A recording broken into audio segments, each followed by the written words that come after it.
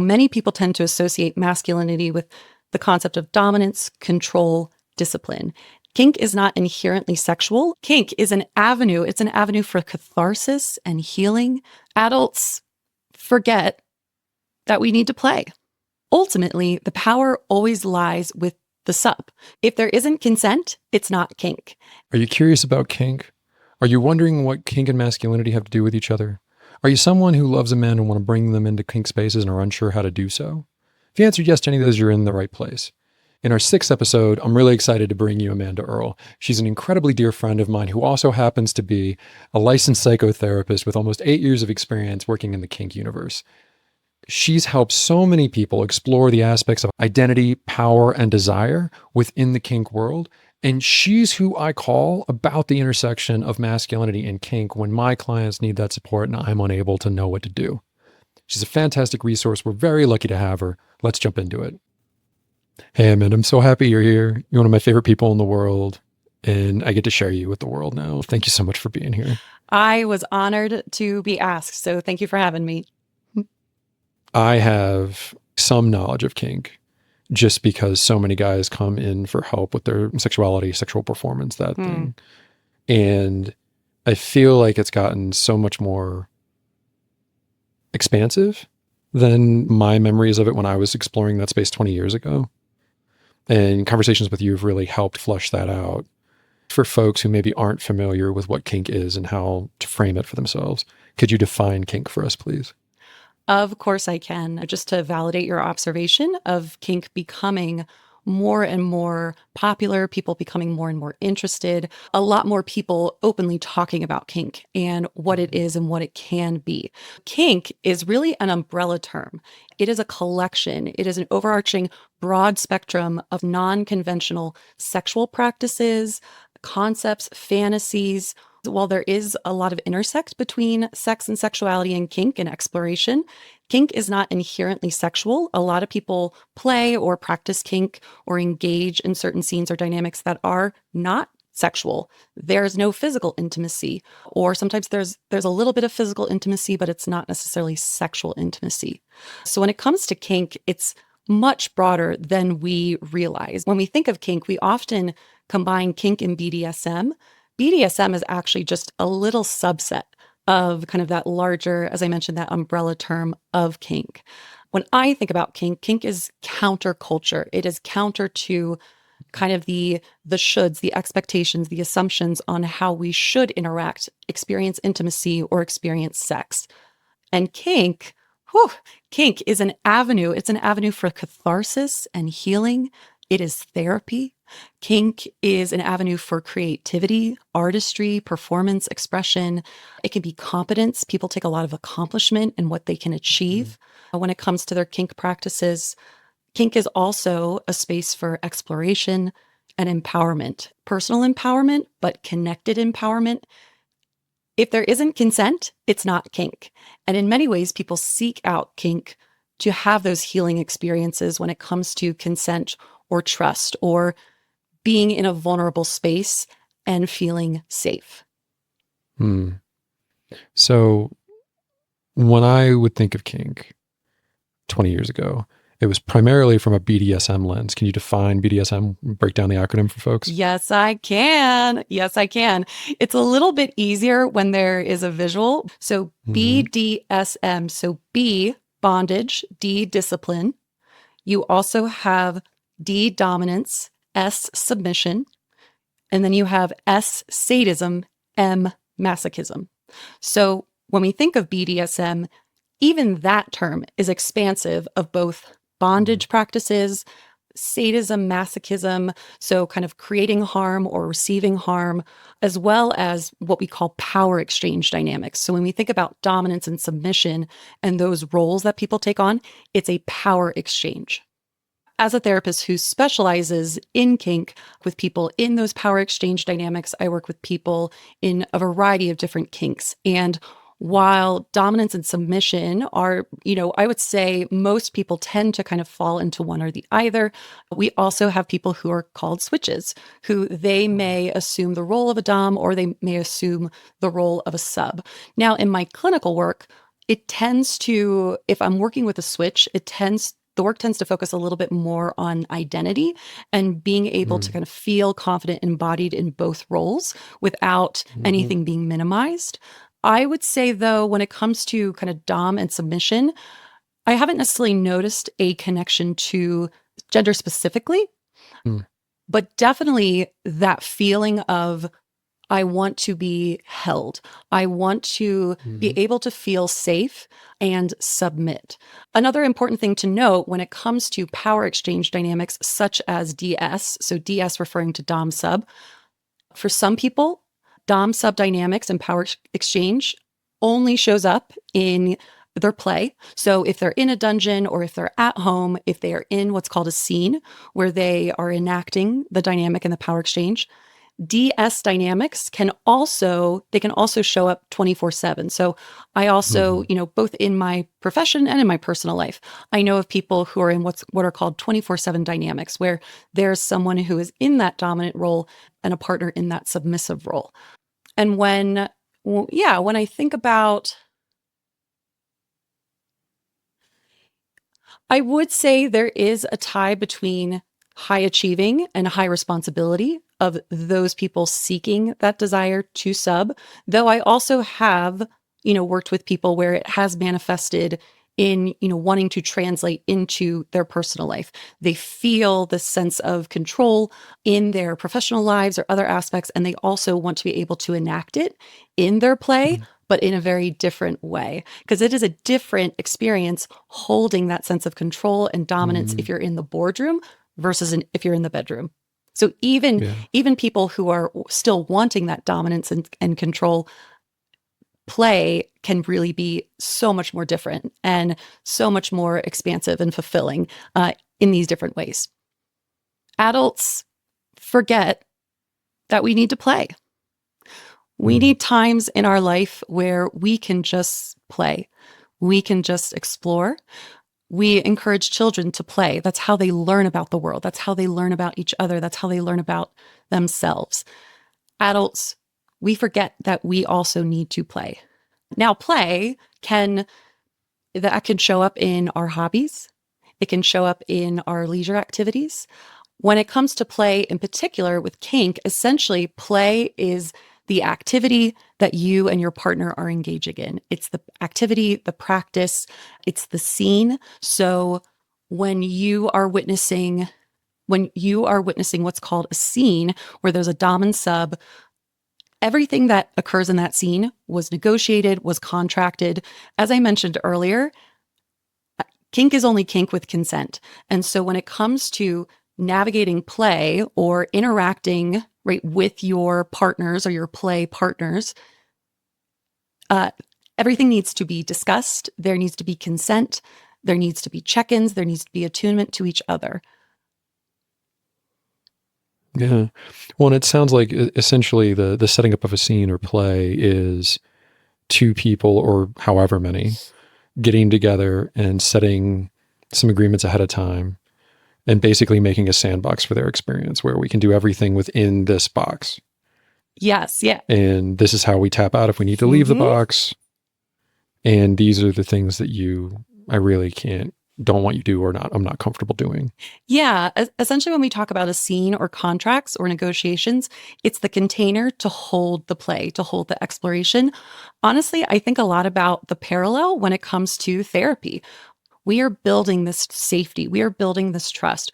We are creating this container to then be able to explore. We hold that space for our clients to explore, to not really know what they're going to discover. Now, when it comes to kink, because this emphasis on consent, they talk through what the scene will entail. And obviously, certain people, they'll negotiate or contract to different degrees of safety or harm reduction, within that dynamic. But really, a scene is essentially the container. It's like the therapy appointment. That's not a bad way to frame it.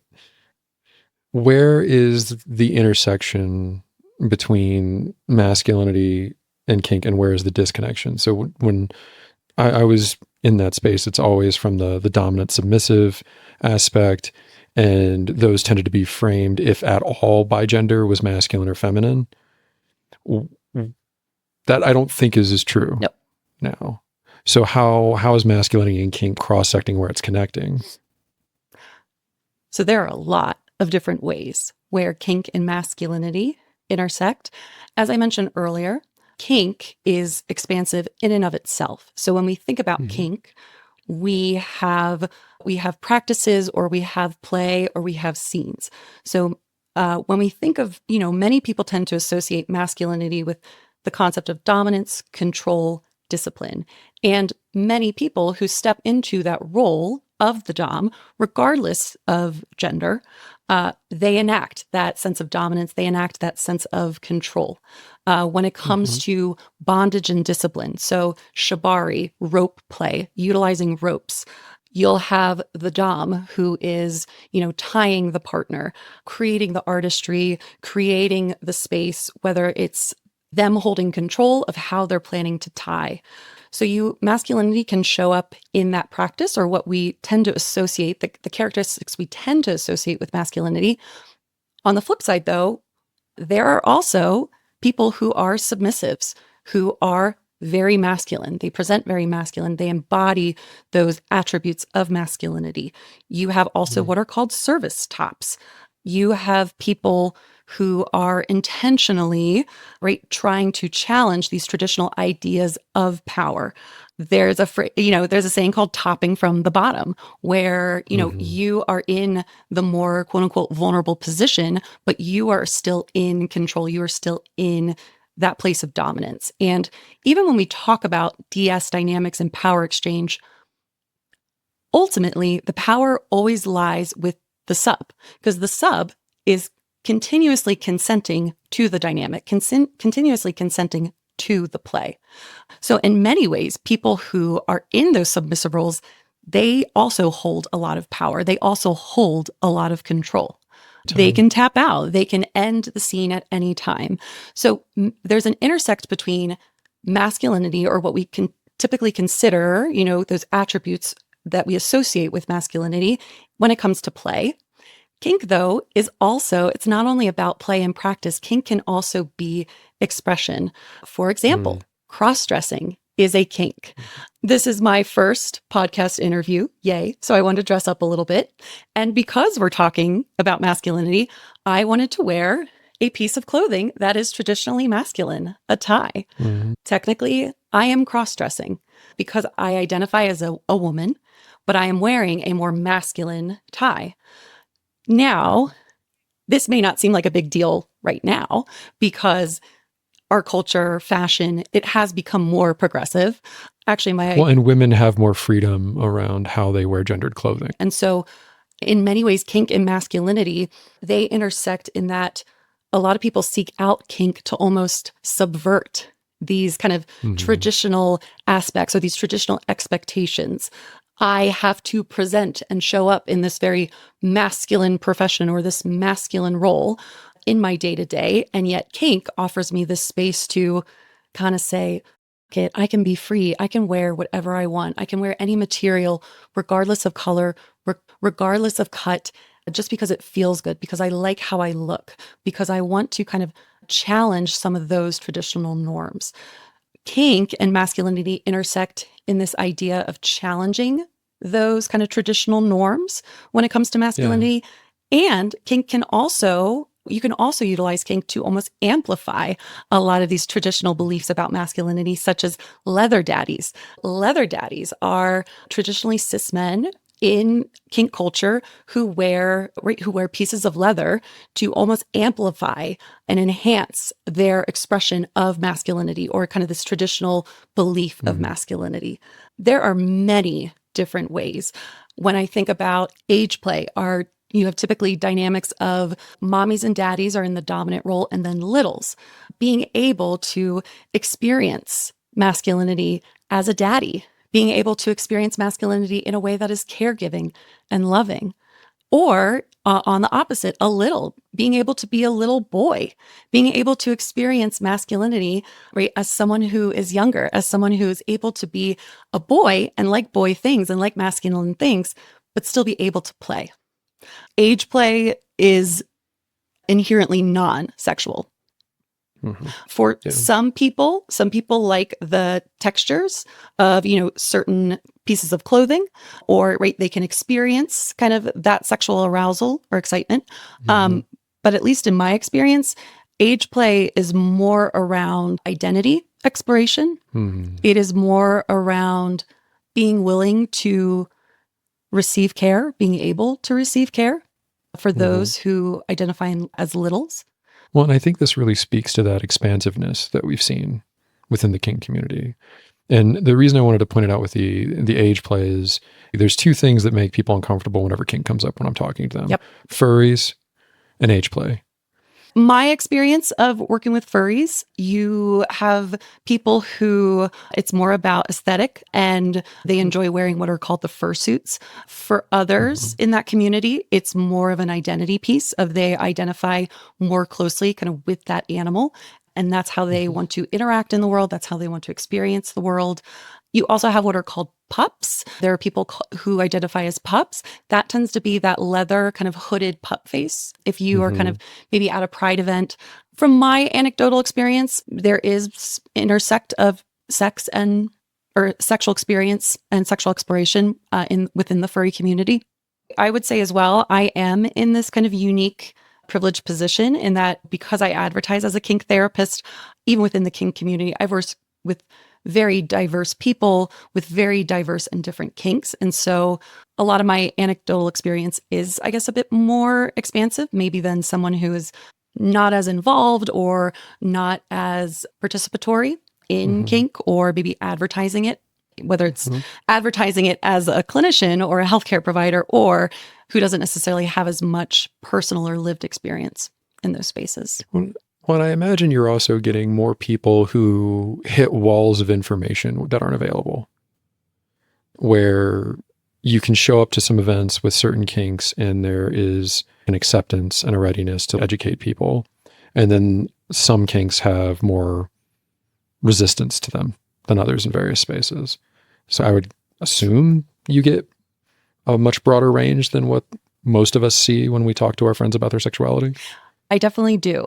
And the reason I smile as you were saying that, while the kink community is counterculture, more accepting of the what we call the non-normative, it's still a community. There is still Uh-huh. othering, there is still hierarchy, there is still stigma. In particular, within the larger kink community, there is an enhanced stigma around age play. And for me, someone who is educated, it's very frustrating. A lot of the stigma is rooted in misunderstanding, ignorance, and a lack of interest in researching or exploring. And because there is so much stigma around age play in particular, they're Uh-huh. aware.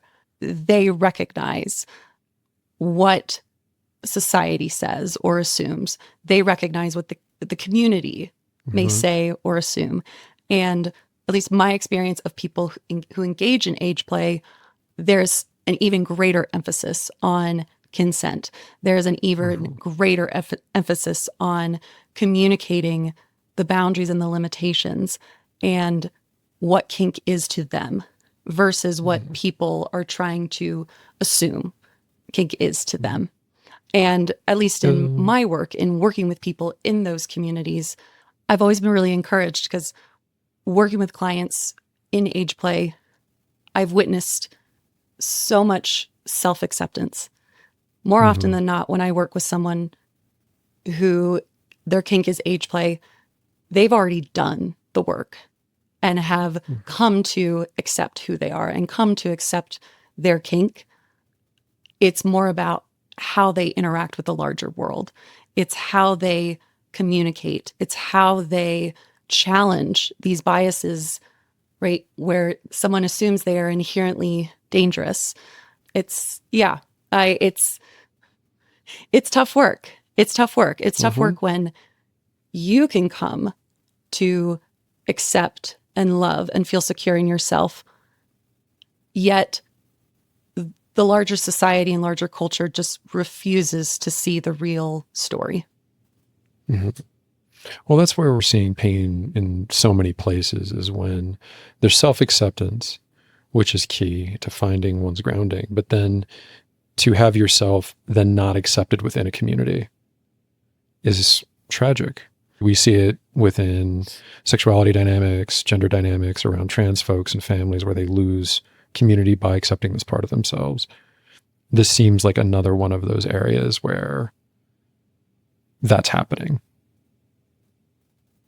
Except they're going to places where this is supposed to be like the place for these things. Mm-hmm. Yeah. It was my own therapist who talked about how we humans are constantly wrestling with the conflict of authenticity and belonging. How do I need to give up my authenticity? How do I need to make myself small, minimize myself in order to be accepted or in order to belong, or vice versa? What connections or intimacy or support am I sacrificing in order to finally be who I am, fully, wholly, and authentically? Mm-hmm.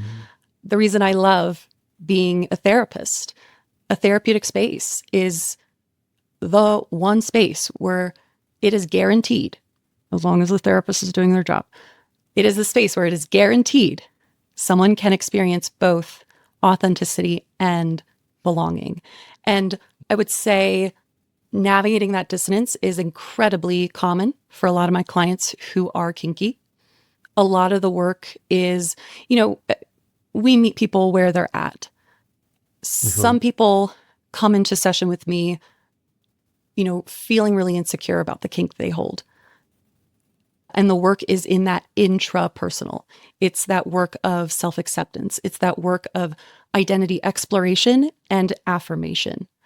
I have people who come into session and they're very secure in their identity. They're very secure in their kink, but they don't know how to broach it with their partner. Mm-hmm. They don't know how to, they don't know where to go to find community.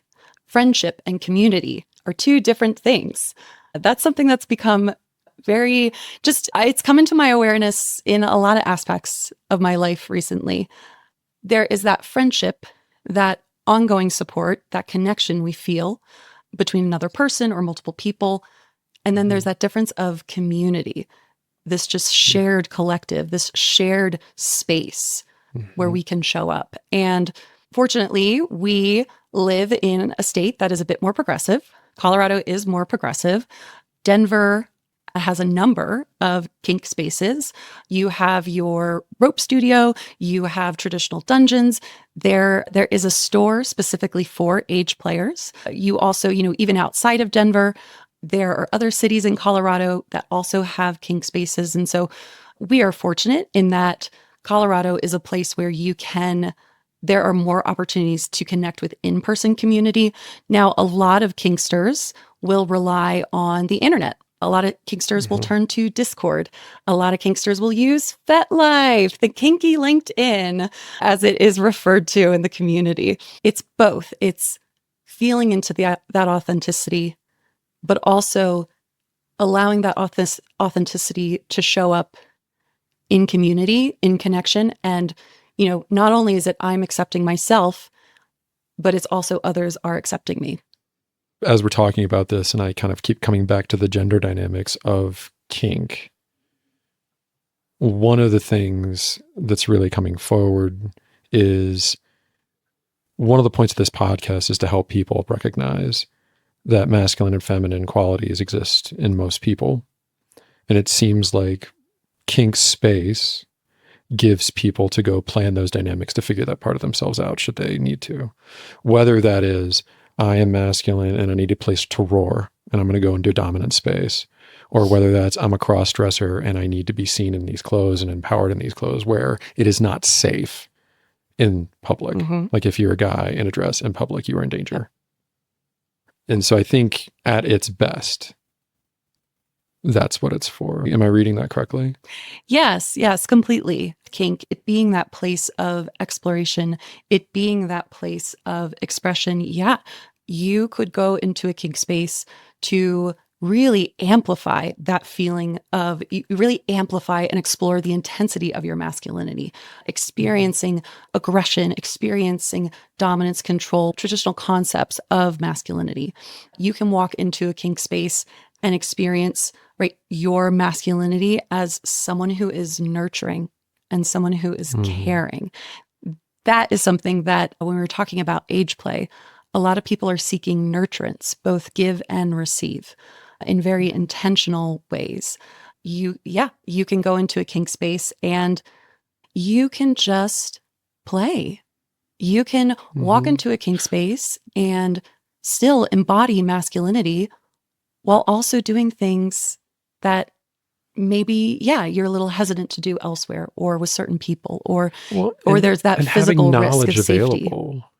Yeah, like having knowledge available. I remember early in my life when I was running around college, it wasn't uncommon back then for women that I was seeing to want to explore kinky things from a submissive's role. But I had nowhere to go to learn how to do that safely. So it was drastically uncomfortable exploring it a lot of times. And I think this comes up a lot for some of the guys that I work with is there's this, okay, that's there. I know it's a thing, but I know if I do it like 50 Shades of Grey, I'm going to kill somebody. Where do I go? This kind of goes into the next question of people that are curious about that space. How do they go explore it safely? Yeah, so I would definitely encourage education, and education through sources that are not porn, or if you are going to turn to porn, kind of finding a reputable site where there are people who understand kink and understand consent. 50 Shades of Grey, there's a lot of there are a lot of spicy takes on that book. On the one hand, it did introduce kink to the mainstream. On the other hand, there's definitely some problematic pieces. One resource that I really appreciate is the National Coalition for Sexual Freedom. Their website, they do a week, or I think it's a monthly newsletter of just various articles around kink, consent. There's also the intersect of consensual non-monogamy. A lot of times kind of kink and consensual non-monogamy, they tend to go hand in hand, just because if you, say you and your partner, your kinks don't necessarily align, or how you want to experience those kinks don't necessarily align. You want to seek out other play partners. So that's a lot of times where there's that overlap. But the National Coalition for Sexual Freedom is a really great resource. They also have on their website the KAP, the Kink-Aware Professionals Directory. I am listed as a kink competent therapist, but it's a directory that's much more expansive beyond therapist. I mean, lawyers are listed, doctors are listed, and it goes by state. It's an incredibly helpful resource. Going online to some of these kink-focused resources, podcasts, there are influencers.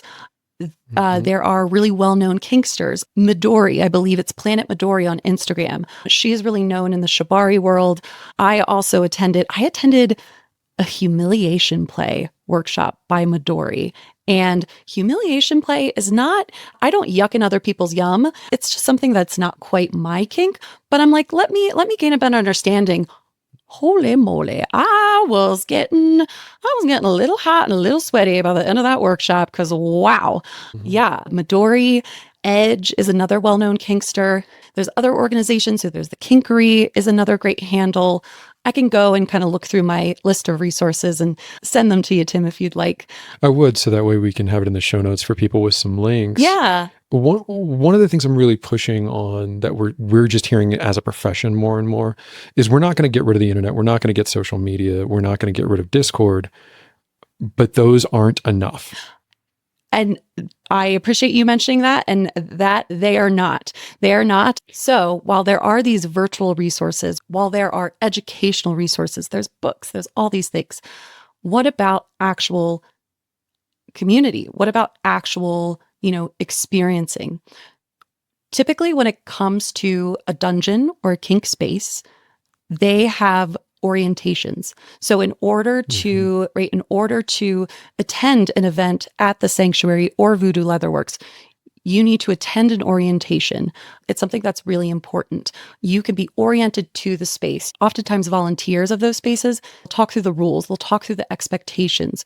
When you go to play spaces such as dungeons, you have what are called DMs, dungeon monitors, who are walking through the space, ensuring that consent is being respected, that those rules and regulations you learned at the orientation are also being respected. In addition to orientations, you can go to a kink space and you can do what's called a tasting.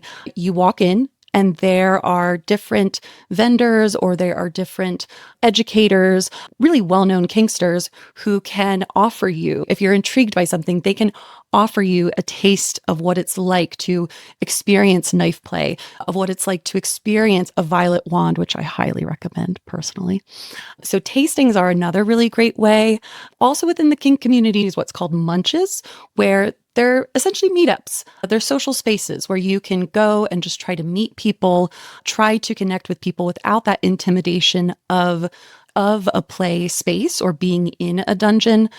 Now, one of the things I'm thinking of while you're talking about all these is I know that in some instances, as a cis hetero guy, you are not allowed in by yourself.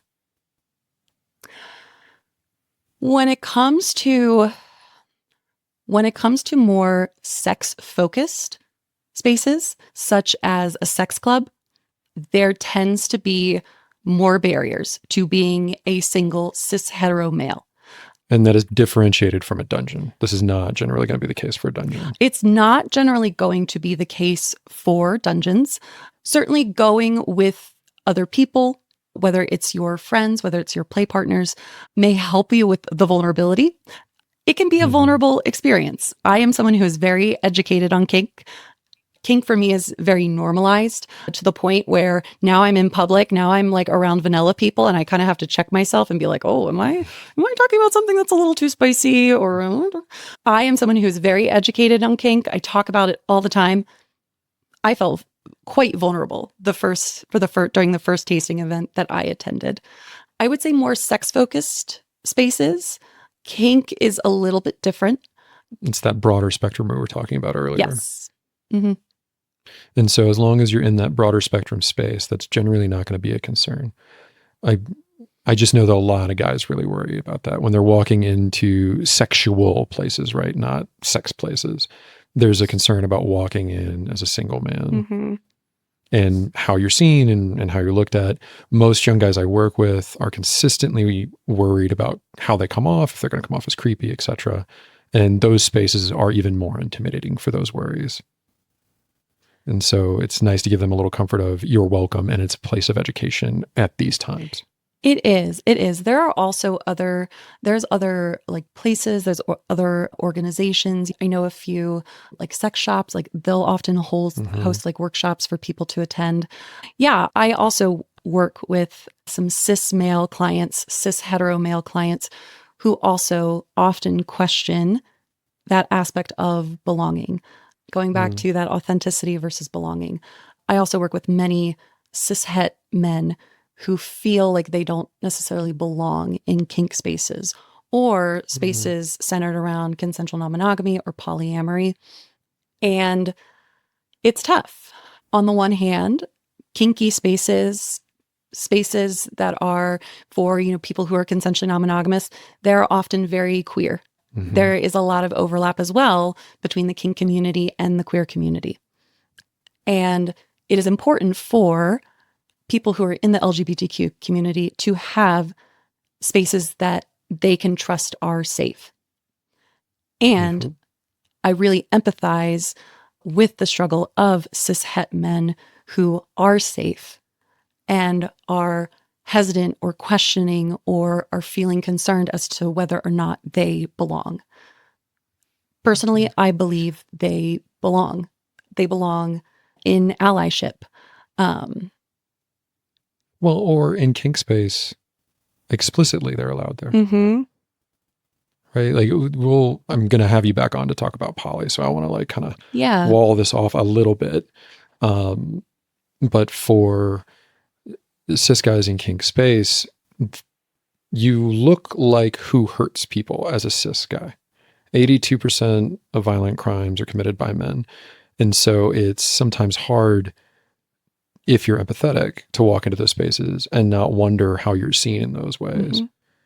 And I think over time we'll get better, but there's also the shaming of, if you're in a kink community, it's gotten a lot better. I think people are a lot more broad in their acceptances, but I still have clients that get shamed for not being kinky in this way. Like, hey, you're kinky, you should be into anything that feels like whatever. And you're like, no, that's not my bag. It's similar to kind of what we touched on earlier of, even though the kink community overall is more accepting, there still is that othering. There still is, in all communities, in all spaces, are you kinky enough? Are you dominant enough? Are you submissive enough? It's a question that a lot of people carry. And certainly I know as well, there are a lot of expectations and assumptions placed on cishet men. We have lived in a culture, we live in a patriarchal culture where cishet men hold that privilege. I think, though, privilege does not protect us from pain. Privilege offers us access to resources. Privilege can offer us more safety, certainly in the world. But it doesn't necessarily invalidate the ability to feel pain, to feel that disconnection. This is the cost of patriarchy getting knocked down, is that it hurt guys, it limited guys, that box that you had to be in for the patriarchy to work. But they're behind in exploring the freedom that comes with be what you want, it's America, be an individual. And I think because so many of the elders in these spaces had to fight cis men to create those spaces. That, again, like when a cis guy walks in, he's got to walk really soft. He just, kind of accepting that you're triggering some of the people in the room potentially. And how do you help them with that? Those guys out there that might be in that space, what's a common way that you help them process that? Yeah, it's a great question. And it's a space that I often hold. In my work, I will often say, start with self. Getting really clear with one's self. Who am I? Who am I really? Because as a fellow narrative therapist, Tim, we get shoulded on all the time. There is who we should be versus who we are. So that first step in that process is starting with self and starting to externalize a lot of the problematic messaging, expectations, and assumptions of who he should be or what he needs to do to continue to earn that masculinity card in our culture. Talking very openly about who he is, allowing him to step into a vulnerable space to explore. So finding people, like start with yourself, get your questions, get in alignment, but then also find those people that will conversate with you about it. Find those people that you can check in with. And find those people that'll protect you should you need to be protected. Yeah. Find those people. I think it's both about, finding those people, educating oneself, really educating oneself on consent. Our culture, we do such a disservice to everyone involved by not talking more about consent. So really kind of educating oneself, really tapping into and getting clear on one's values and understanding of the self. So often, I have cishet male clients where I just have to remind them, like, you are good. You are good. I often find that, a lot of cis men who are aware, who are trying to do the work, who are trying to unlearn the toxicity. Masculinity in and of itself is not toxic. However, at times it's morphed into this, there is this toxic nature that our culture, right, that has taken on. The distinction between masculinity and patriarchy. Yes, yeah. Thank you. But so often I just have to affirm my clients, because the ones who are doing the work, the ones who are trying to divest from patriarchy, the ones who are trying to be aware of their privilege, aware of how they show up in these spaces, are often the most fearful. And then that fear is what keeps them from being able to embody who they are. It's fear keeping them from being able to embody their own authenticity. And so a lot of that work is knowing thyself. A lot of that work is managing fear. And a lot of that work too. So I am a narrative therapist. We live our lives, the stories we tell about ourselves and the stories that others tell about us. And it's a mind when we know who we are, we know our narrative, yet our culture continues to project a narrative onto us. That's often the struggle I see with a lot of my cishet men in kink and poly spaces. They have done the work. They know who they are, yet society continues to project or to assume. And it is an ongoing fight to stand in one's truth, to stand in one's integrity, even when, kind of maybe other people are trying to erase or trying to minimize or trying to assume something.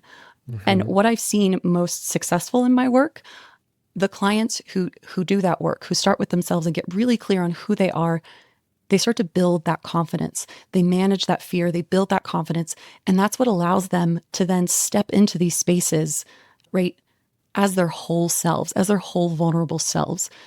Because people who go into kinky spaces, people who are open with being kinky, they're vulnerable. We live in a sex negative culture. We live in a kink shaming culture. As I mentioned, to be kinky is to be counterculture.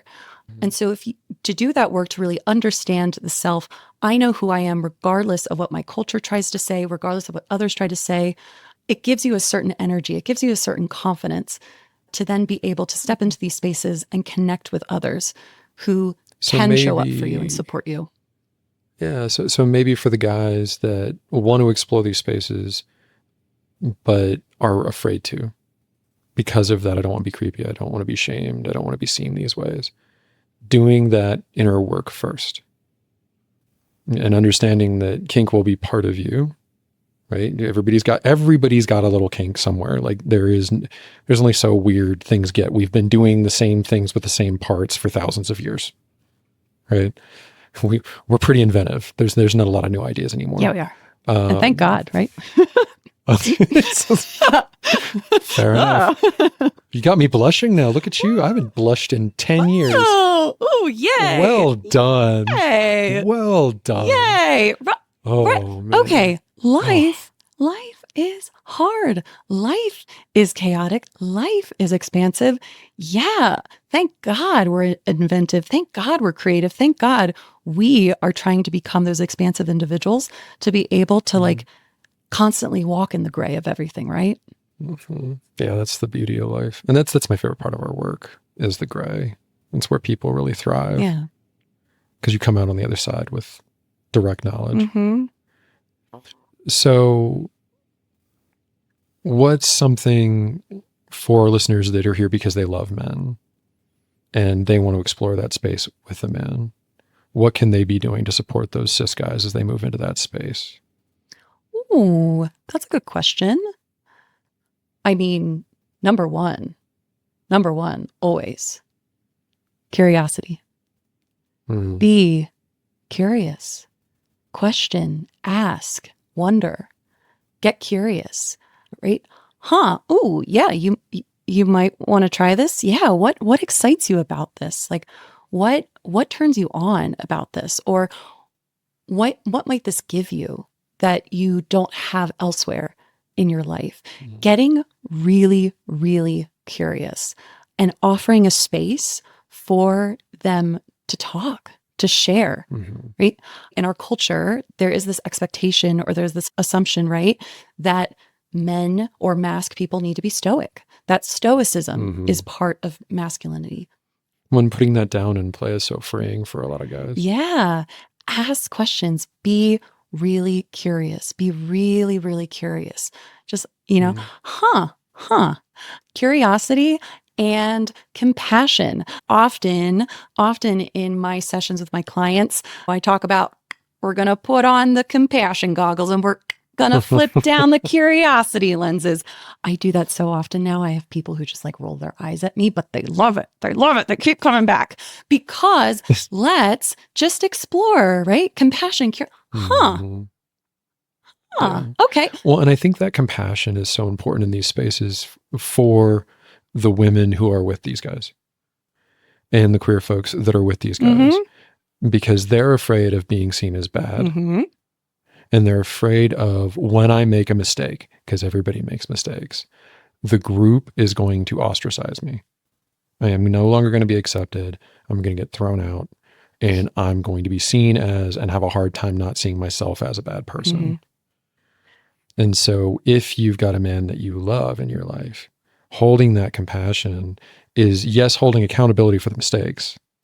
Like I want to be really clear, no one has to put up with nasty and remind them that you still love them so that they can do better. So when I talk about compassion, for the longest time in my work as a therapist, there was a lot of resistance to the idea of compassion when I would suggest it to the clients, to the point, Tim, where I just wanted to like scream, like, be compassionate to be kind to yourself. There's so much hesitancy in this idea of self-compassion or giving ourselves compassion, right? Oh, well, then I'm just being nice to myself or I'm giving myself permission. Compassion is not being nice. Compassion is not permission. Compassion is recognition. And in the last few years, a lot of my work has further evolved. When I talk about compassion, I talk about both compassion and accountability. Compassion, I did the best I could with the information I had at that time. Now that I am through that experience and I have more information, I'm going to hold myself accountable going forward. And speaking about accountability in particular, so the timing of this interview, fantastic. I recently got licensed in Washington State. So I made a trip out to Seattle this past weekend because I wanted to get a better understanding of the culture, the kink spaces. I went to Subspace Seattle and I attended multiple workshops. Fantastic. I attended a trauma-informed topping, which was amazing. The workshops were done by Maeve McBride, who's a really well-known kinkster, and is actually the executive director of KinkFest 2025. So exciting. I was in my feels. Not only was there trauma-informed topping, but one of the workshops was about transformative accountability. So within the kink community and within kink spaces, reputation is currency. Your reputation in how you play and how you show up in those spaces, it is your currency. And so there's a concept called transformative accountability. It's a process and a practice of how to hold people in the kink community accountable for their actions. Because as I mentioned, it's not, if there isn't consent, it's not kink. And there are people who move into kink spaces who are predatory. There are people who move into kink spaces with malice in their intent. They are intending to harm. There are also people who step into kink spaces with good intentions and they still end up violating consent or they end up pushing a boundary too far. It's this process called transformative accountability. And during the workshop, there was actually a demo of kind of the different steps and the different pieces, the dialogue between the person, who felt harmed and the person who perpetrated the harm.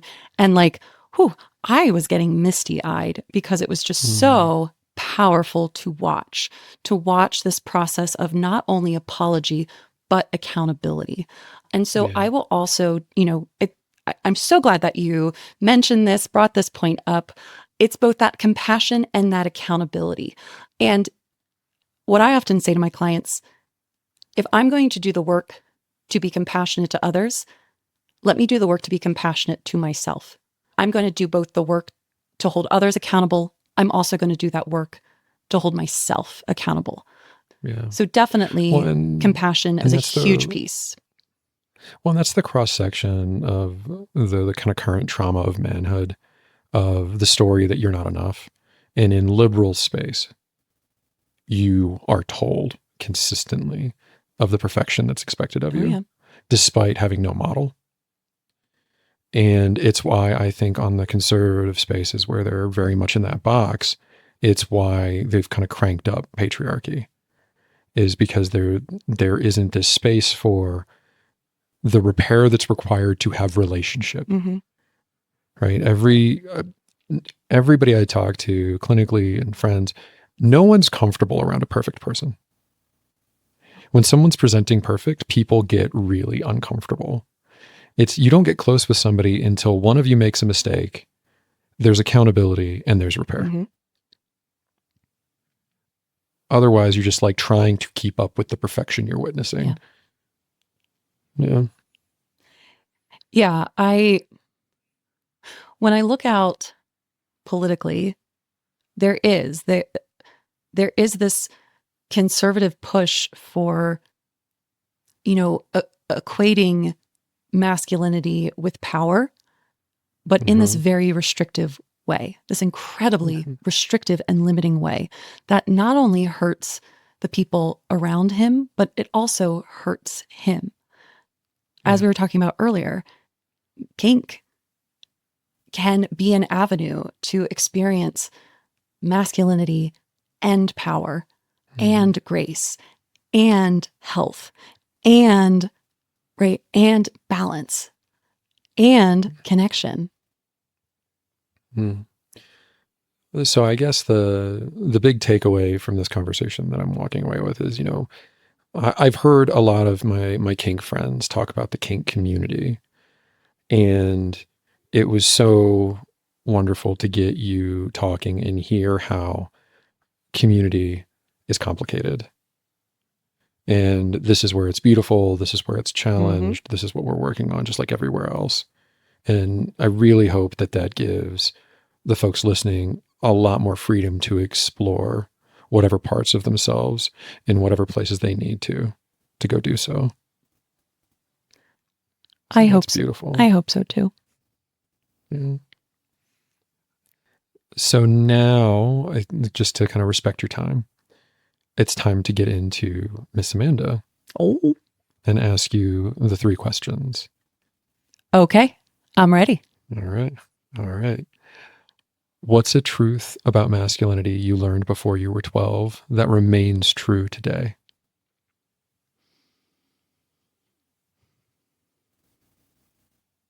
So I'm going back in time. I'm putting myself in Churchville Elementary, back in Pennsylvania. And I'm thinking about young Amanda. And I'm on the playground. And I want to play soccer. Like, I want to get in the game. I want to have fun. I want to get rough and tumble. But girls or femme people, we can't get rough and tumble because if we stain our clothes or if we mess up our hair or this or that or this or that or this or that. Something I learned is that boys, men, masked people, they are encouraged and supported and celebrated in engaging their aggression, engaging their intensity, engaging their competition. Now, not to say that a lot of women, a lot of femme people are competitive, but a truth that I learned was that there's no question a boy or someone who is masculine can become aggressive. But for someone who is not, there's more of a thought process that has to come through. You have to think more thoroughly about the decisions that you are making. And I feel like that is true. We still live in a culture where it is celebrated for men or boys or people who are masked to express themselves in more aggressive ways. We are seeing progress in that area when it comes to women's sports, being able to, celebrate all people of all genders, experiencing their bodies in aggressive or competitive or high intensity ways. But that's definitely a truth. It is encouraged maybe for boys or masked people, but femme people, there's a little more complexity. And even though we're pushing up against it, it's still there. Yeah, it's the assumption of aggression. It's the assumption of competitiveness. And I think that speaks to, one, it's that box that we keep trying to shove non-masculine people into of you're not allowed here. But it's also by shoving boys into that box, we're causing a lot of damage.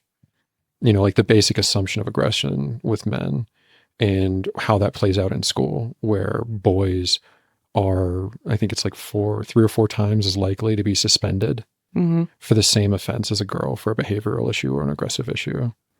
We know that prison sentencing for same crimes on a gendered scale, men are more harshly punished. And so there's this violent but not too violent, but you must learn how to be aggressive, and then shoving wonderfully competitive, wonderfully powerful people out of that space because they don't have a penis is kind of stupid. Yeah.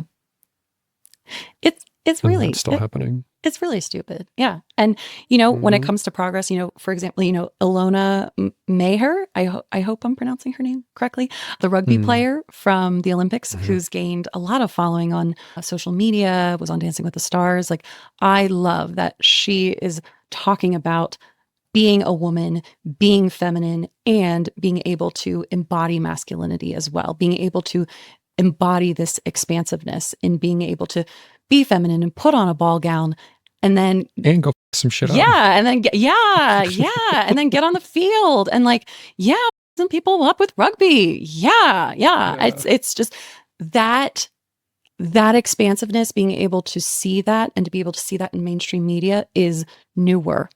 Well, we're starting to see advocates for it with the freedom of it. I think it'll be really beautiful when we just start to see more men gaining acclaim and doing it on the other end of things, so we can really start to embody the spectrum of choice we all have while empowering our masculinity or our femininity as appropriate. That's lovely. Yes. I love the idea of you as a tomboy. Oh, me as a tomboy? Oh, yeah. I'm going to make you show me some pictures sometime. I'm going to have a lot of fun with that. I have the floppy jean hat that I'd always wear it backwards. I love wearing my hat backwards. There you go. Felt like a cool kid. Okay. So thank you for that. And thank you for tying it into bigger things.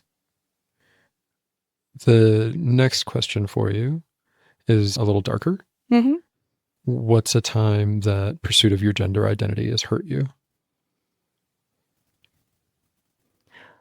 Well, it's a man. Duh. All right, punny lady, what do you mean? Oh, I love my puns. And my name is so punnable. Wingmanda, Strongmanda. It's great. Being named Amanda and being that little girl who was a bit more tomboyish and did express herself a little bit more traditionally masculine in wearing the backwards hat and wearing the baggy t-shirts, I often got teased. I got teased a lot when my older sister and her friends would play NSYNC or Backstreet Boys Falling in Love with Them, because that's what you did in the 90s, right? You acted as if the Backstreet Boys or NSYNC were falling in love with you. I was pegged to play Nick Carter. I think in exploring my own gender identity, my own gender expression, what was hard was the teasing and the jokes. When I think about maybe getting older, what was even more harder or more insidious was then my own insecurities, feeling insecure about wearing things that were maybe a little bit more masculine, which... So you started as this little girl who was a tomboy and had that masculinity, and then it got kind of beaten out of you. Yeah. For a little while. And the containment of that really hurt for a long time. It did. It really hurt. It sucked. I feel like a lot of my own struggle, like a lot of my wounding, is around this concept of waiting, of like constantly waiting to finally be who I am. And, you know, while I am, you know, grateful and fortunate for the family and, you know, the area that I was born into, those systems did not fit me. And so when I think back now of that, high schooler who was just waiting, she was just waiting to be in systems that could support her and could support her exploration and her expansiveness. And today, now, I'm wearing a tie. For a podcast interview, I have pieces of men's clothing that I wear because I like to wear them. I would say that was the hardest part in coming to my own understanding of my gender, because I think as well, when we talk about this concept of expression, it's so closely tied to gender. Well, if I'm a woman, then I must express myself in this way. And that is just bullshit. It's just limiting. It's not fun. And so that was maybe kind of the hardest part of being in those systems, being in those spaces where I was teased and I was criticized, and then internalize that judgment to hold myself back. Where, yeah, now I look back and I'm just like, oh gosh, that poor girl. That poor girl would have had a lot less cortisol and a lot less time wasted stressing about things that now I realize don't matter, but they mattered to her. So compassion. Well, and the teasing mattered, being ostracized mattered. Yeah, the teasing mattered. It did. And compassion for the past self. She did the best she could at the time. And accountability now of I will not tolerate teasing. I will stand up for myself. No. I will advocate for myself. That is how I hold myself accountable. It's been really wonderful to see. Thanks. As you're talking about that, I'm thinking back to grad school. And when we were in grad school, you hadn't quite kind of found your masculine energy yet. No. And I remember we went out with the cohort to go do something. I can't remember what. And I remember you being your gorgeous self in a lovely dress and looking like you felt awkward in it. And now I see you and I see you wear lovely, very effeminate, very beautiful clothing. And I see you standing tall. I see you empowered. I see you're striding with that. And I think that's just a really wonderful example of what happens when we get wholeness with our gender, where you can just embrace the parts as they're there, as they come, and bring them into the world. Yeah. I'm so sorry that you got so hurt for so long before you were able to be that. Yeah. I am too. I appreciate you sharing that observation. And I appreciate you sharing that reflection. And it has been this interesting dynamic going from this, forced femininity to then, being able to explore my masculine side, being able to explore my masculine energy traits, almost then like allowing me to even feel even more affirmed in my feminine and feeling more confident in my feminine. It's it's been incredibly empowering. And I'm grateful to have had the spaces and the people to be able to explore that, because many of us don't realize we need those spaces. Yeah, if you don't see something, you can't imagine being something most of the time. Yeah. And then there's many of us who realize and recognize we need a space like that, but struggle to access it. I think that leads very well into the last question, as what's a time that pursuit of your gender has empowered you? And I kind of want to modify that a little bit. When did the turn start to happen for you, where you were able to touch those other parts of yourself, explore them, and start to embody them? Like, what happened?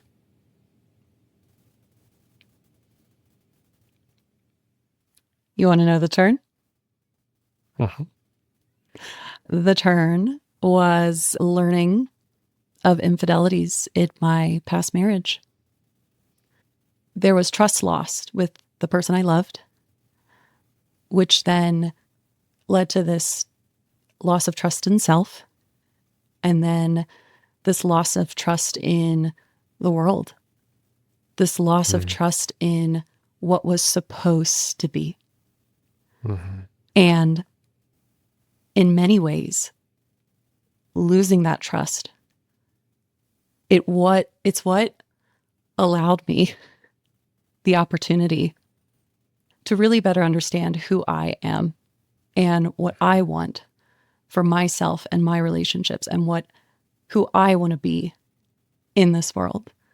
I am not grateful by any means for the trauma that I went through, but I am grateful for how I responded and how I made that an opportunity to better understand myself and my wholeness.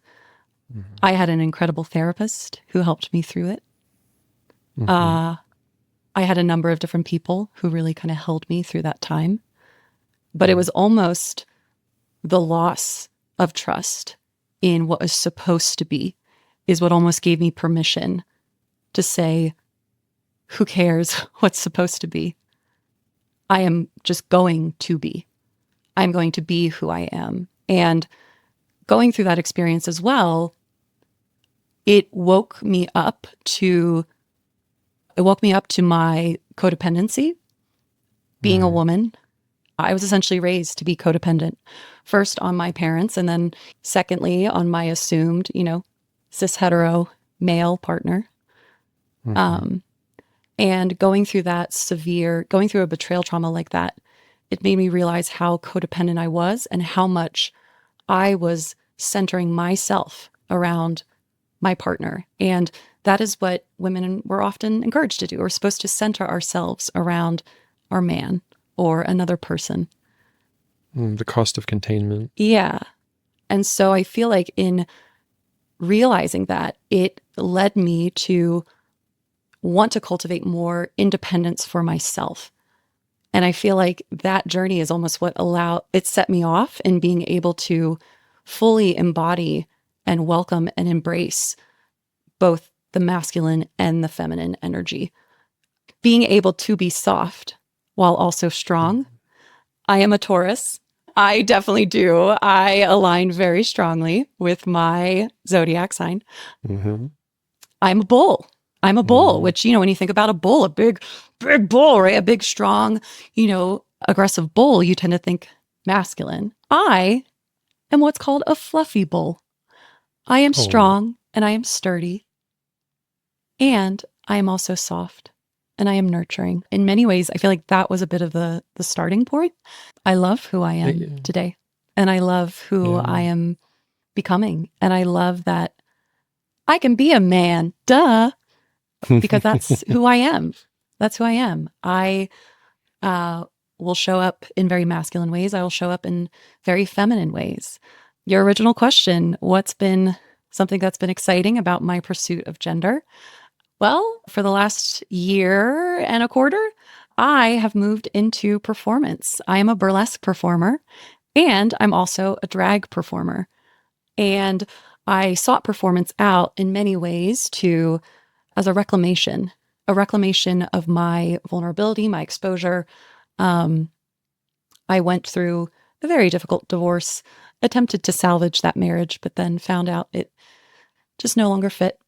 And so I wanted to reclaim my vulnerability. I wanted to reclaim how I was quote unquote exposed. I wanted to have power over it. And so becoming a burlesque performer, not only did it give me this sense of personal empowerment, it's allowed me to reconnect with my sensuality and my sexuality. I feel like we talk a lot about sexuality. We don't necessarily talk about sensuality, which that's a whole nother episode. Which maybe could be another episode. The reason I talk about sensuality is because burlesque is very much, it's about the tease. It's about the storytelling, being able to be sparkly, being able to be incredibly femme. I love burlesque in that way. And then also with expanding into drag performances, I've also really loved being able to perform as Freddie Mercury, who, oh my God, such a queer icon, embodied both the masculine, the effeminate, just incredible. And especially for those shows where I get booked to do both drag and burlesque, I'm having one of those aha moments earlier as I was talking about exploring my gender, like the beauty of expansiveness and the ability to be expansive, I think has just been a thread through my life, and a thread that I'm incredibly grateful for. That has been so affirming to be able to be, to be very secure in, to be very secure in who I am, to know who I am, to love, celebrated. yeah, to love that I am a woman, to love that, I am a bull, and that, as a woman, I can be masculine, I can be feminine. As a bull, I can be strong and I can muscle through the because there's a lot of shit to muscle through. And then I can also just be soft and go lay in the flowers. So that performance has really been just a wonderful expression of the parts of yourself, and having them go back to back is such like a very clear bell ringing of how both of these things are working in your life. It's beautiful. Well, I know you have to go so that you can start getting ready to go teach a bunch of baby therapists. Is there any final thoughts that you want to leave people with? I want to share my gratitude to you, Tim. Oh, stop. I want to say thank you for having a space, for cultivating a space to talk about masculinity, honestly, right? To challenge maybe the projections or assumptions or expectations that are placed on you when you talk about being someone who specializes in men's issue, because we need more people like you who specialize in men's issues and can be empathic and nurturing and vulnerable, who can have very honest and real conversations about struggle. It's just so necessary and it's so important. And I've been sharing with a lot of people that, I'm doing an interview on masculinity and the intersect of kink, and people are excited. This is so necessary. And I think it's incredibly necessary during this time. We need healing. We need healing in so many ways. And being able to have conversations like this, that moves us towards healing for ourselves. Certainly I've loved being able to show up in this space and reflect on my own experience and what I see. It has been healing for me. And my sense is it's going to be incredibly healing for our listeners. So thank you. I hope so. You got to sit there while you say all that and get less triggered from being complimented again. But it's important to say this after all of that. You are one of the people whose conversations over time have led to these conversations. You are one of the people that has been in my life that I could explore these things with. It gave me the comfort to start to speak to them. And it's really nice to be able to have you on and share this with you. Yeah. So thank you so much. Oh, I'm taking that in. Thank you. And that's our first conversation with Amanda. I hope you found her as insightful and educated as I do. If any of these things surprised you, concerned you, or you just have questions, please make sure to leave a comment so that I can help you address them. And if we get enough of them, maybe we can talk Amanda into coming back on to answer them for us. Thanks so much for listening. We'll see you next time.